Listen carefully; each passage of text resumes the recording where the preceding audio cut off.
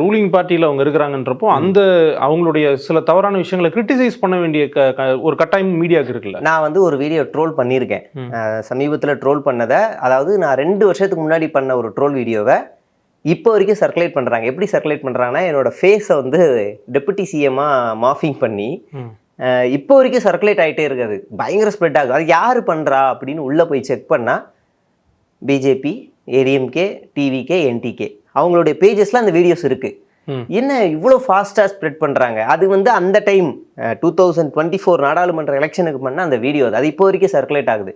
பழைய வீடியோ எல்லாமே சர்க்குலேட் ஆகுது. அந்த நேரத்தில் நான் கடுமையாக ஆளுங்கட்சியோடைய எல்லாத்தையுமே நான் விமர்சனம் பண்ணேன். ஆனால் இப்போ தேர்தல் நெருங்கும் போது நான் இவங்களை விமர்சனம் பண்ணுறேன் அப்படின்னா இது வந்து என்ன ஆகும்னா ஆட்டோமேட்டிக்காக இவர்களுக்கு வாக்கா போய் சேரும்.